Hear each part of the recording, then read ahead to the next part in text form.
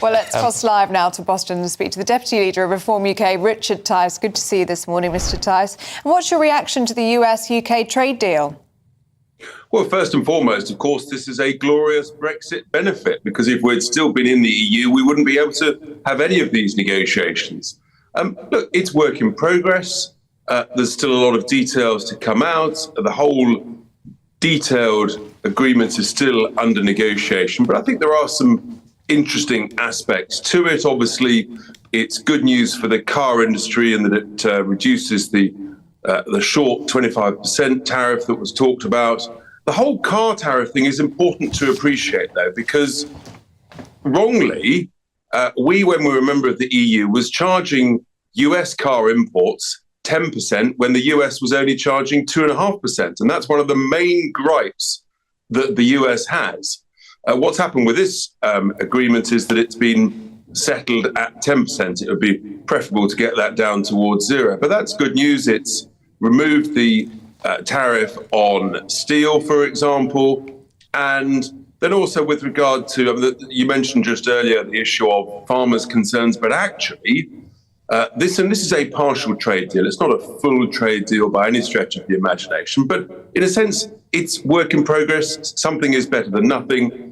So this doesn't cover hormone-treated beef that people are concerned about. It doesn't cover chlorinated chicken that people are concerned about, frankly, probably wrongly. I mean, most of our salad is actually bagged salad, is washed in chlorine. As I say, it's work in progress.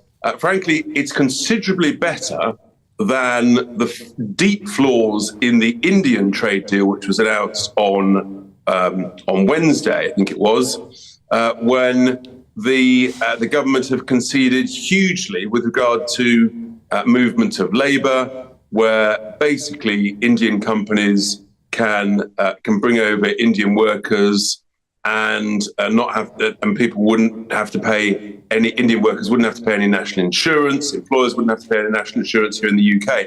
That's going to lead to tens and tens of thousands, if not hundreds of thousands, of additional Indian workers coming into the UK and suppressing British wages and taking British jobs. That is a seriously bad deal. There are concerns from some in the car industry, for example, that this could stifle growth. I mean, we've got this tariff reduction on 100,000 cars from the UK to the US, but that's the figure it was before. So where's the potential for growth in that? Well, that's right. That's the quote at the moment, but that's the sort of the number that we have been exporting. So it's give or take parity. And yes, of course, you want growth and you'd like to increase that. But I guess what the Americans will want to do is to see, well, are they able to export more of their cars into the UK? As I say, the point about a trade deal, it's not fixed in cement forever. It's a continual process of review, monitoring and negotiation. The fact that we've got the first significant deal is a good thing. I think that reflects the strength of the relationship between President Trump and obviously the likes of Nigel Farage and Trump's love for the UK, and all of that is a real positive. I mean, the devil is in the detail, though, isn't it, Mr Tice? And do you think it could spell trouble potentially for British farmers, because the American agricultural sector is now going to have greater access to the British market? It's going to have greater access, but the truth is the quantity of beef imports and exports are really very, very small indeed. We produce probably the finest beef in the world, frankly. So I think the opportunity to export more of our great beef to the US is fantastic. There's one other key point in this deal, which is very interesting, little commented on so far. The US are very concerned about Chinese investment in critical UK infrastructure. So are we. And it looks like the US have got a significant say in the UK receiving Chinese investment. Frankly, given the negligence of people like Boris Johnson previously, it was President Trump that forced Boris Johnson to ditch Huawei from our UK critical infrastructure. So I actually think that could be a good thing. If we can't trust our own British civil servants to protect our interests, then actually working with our US allies could be a very good thing. I noticed you said, a lot of this has been down to the relationships with people like Nigel Farage. Yeah, admittedly, it is all going to help. Of course it is. But you've yet to praise Keir Starmer. You've yet to praise our new ambassador, Lord Mandelson. But they actually, whether you like them or not, they've done a good job, haven't they? I haven't criticised them on this deal at all.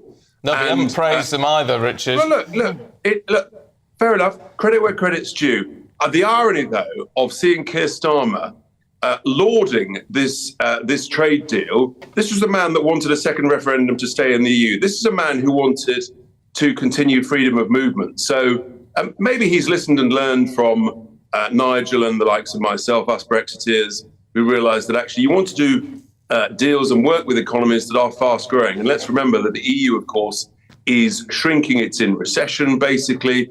And yet Starmer wants to tie us on a sort of closer regulatory orbit with the EU, and that would be a disaster. So we'll hold his feet to the fire on that. Boris Johnson was interviewed by GB News yesterday, and in it he was asked about Reform's success at the local elections last week, and he says that Reform UK is not a threat, and he doesn't think there is going to be a Prime Minister, Nigel Farage. How do you react to that? Well, there's certainly not going to be another Prime Minister Boris Johnson, thank God. And I think the reality is that the Tories are disappearing down a plug hole. The latest poll yesterday with the Reform UK at 33%, the Tories down at, I think, 17%, almost behind the Lib Dems. I mean, this is an existential change, and the voters voted with their feet on the 1st of May, and they voted hugely in favour of Reform UK. We've got, I think, well over 2 times the number of Labour voters. Boris Johnson, frankly, he betrayed the British people. He didn't deliver Brexit properly. And of course, he opened the doors to mass, cheap, low-skilled immigration that has had such a depressing effect on British wages, huge effect on our public services. So I think he's just a piece of history. Yeah, you've got some work to do, though, haven't you? I mean, you'll be aware, Richard, that, I mean, we get messages sometimes. We do the government rounds and the opposition rounds every morning on the key issues of the day. And we often get people messaging saying, well, why haven't you got Reform? Why aren't Reform talking about this? Well, you've got a problem because you haven't got a Home Affairs spokesman, you haven't got a Foreign Affairs spokesman, you haven't got a Treasury spokesman, you haven't got a health spokesman. You need to, don't you? You've got to start putting in place all of these sort of structures now so that on all these issues, you've got an expert who can come on and talk to us. Well, maybe the voters have just actually demonstrated that they think our expertise, because we've been around the block a few times. I've run a multi-billion-pound multinational business, tripled the share price in just 4 years. We've got a lot more experience than anybody on the Labour front bench, anybody on the Tory front bench. That's why voters have just voted Reform. And of course, we're growing up. We're growing in size and scale. But I think at the end of the day, trust voters. Don't trust who's on which particular moment on things like Radio 4, because the voters are sick and tired of being made poorer by ludicrous ideas like mass immigration and net stupid zero. That's why we're doing so well, because we are the party of common sense. We're the party of the workers.